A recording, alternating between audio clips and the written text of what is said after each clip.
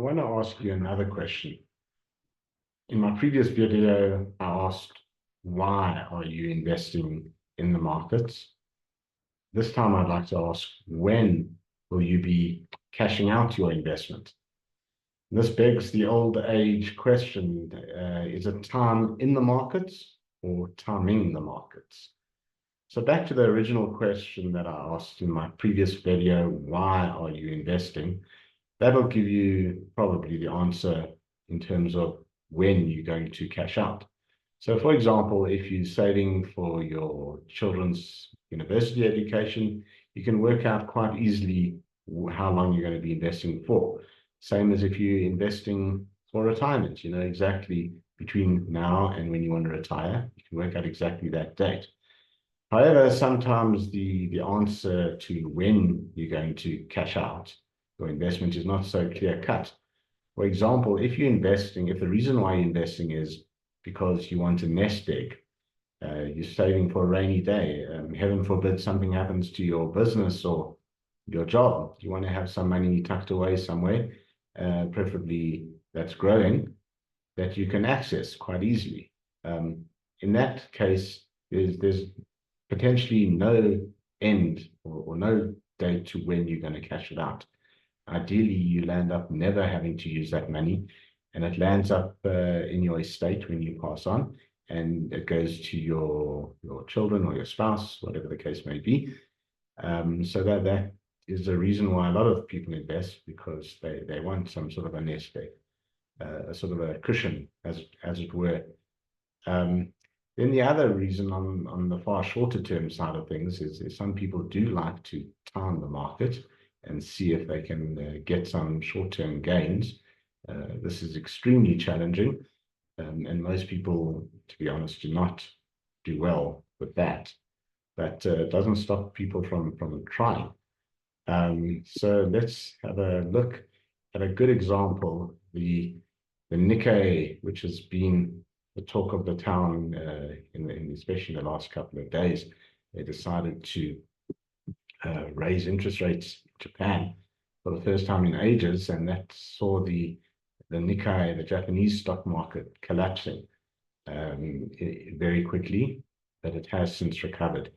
If you have a look at this chart here, it's been on an upward trend since 2013, and still in that upward trend, and then it started gaining even more traction after COVID. It really shot up nicely and reached an all-time high of, what's this level here, just over 42,000. But I think the Nikkei is very interesting because it shows you, if we look way back in history, going back in time, they had massive euphoria, a real bubble in the Japanese stock market towards the end of the 1980s. So if you see here, from 1984, it really took off from a level of about 10,000 or so, all the way up to almost 40,000 in December 1989. And thereafter, the bubble burst, and it had a massive crash. As you can see, I went all the way down and down and down, all the way, when was this, 1998, 12,800 or so. So this is why timing actually is important.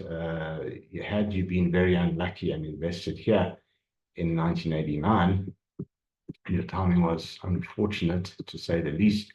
You would have had to wait a full 34 years to this year to break even, just to break even. So that's an extreme case.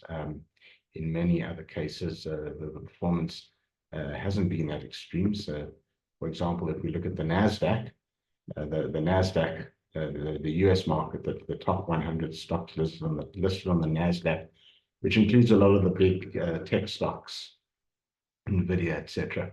Had a really good run overall, but has also seen its fair share of volatility. In late 1999, had a very nice run there. It also hit a bubble at about 4,400, and then the bubble crashed and went all the way down to where's this, 2002. I remember that, about 925 points. That is the dot-com bubble, as we call this. And then things started picking up again.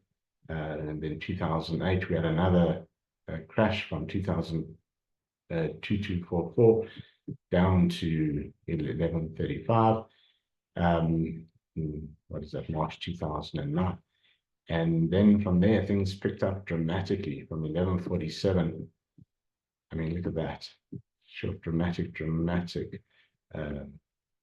upward trajectory. A bit of a wobble in 2018 from 7,776 to 6,384, but then it took off again. And we can see these trend lines are usually quite useful to draw. If you are one of those type of people that does like to try and time the market, you can see when it broke that trend line over there in 2022, had quite a big pullback. And then when it broke that trend line there in 2023, it took off again. So where are we now? It had a decent pullback recently from all-time highs, the NASDAQ, and it bounced off that support line. So be interesting to see what happens. If we put that into a daily chart, we can see this fall more recently, the likes of these overpriced tech stocks like Nvidia coming back to more realistic levels. So it'll be interesting to see what happens there. So yeah, timing the market or timing the market. If you're patient, you probably more than likely will do well on the stock market, and you should beat cash and inflation. But patience is required. If you are going to try time it, then perhaps something like these support lines, can help you. Certainly does help. And then just to give a little bit of an update in terms of the local stock market, JSE listed securities. If we look at some of the small or the mid caps now, we look at performance which haven't done well so far year to date. Sasol not doing well, minus 26%.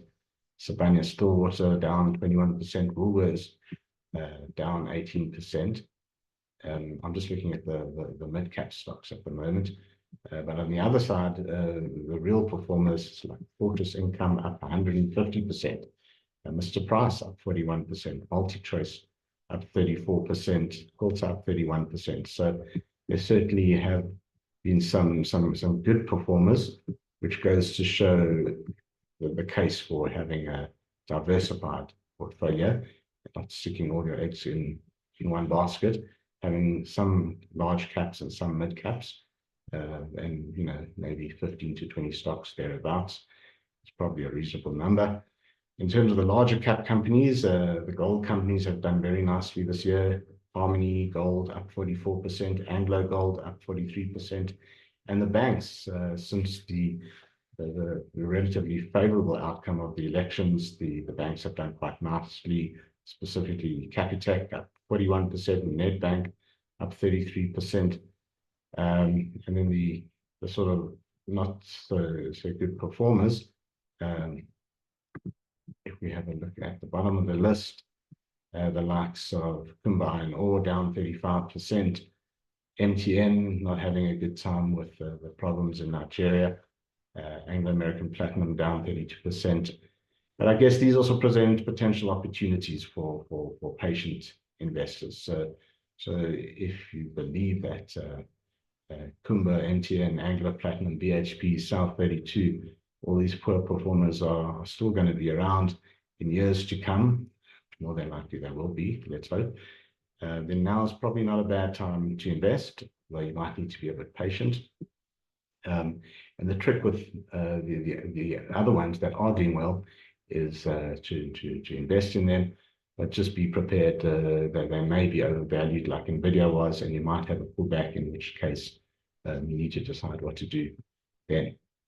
So hope that helps. If you do have any questions, please feel free to pop me an email on warrenes@afrifocus.co.za, or you can contact me on WhatsApp or LinkedIn.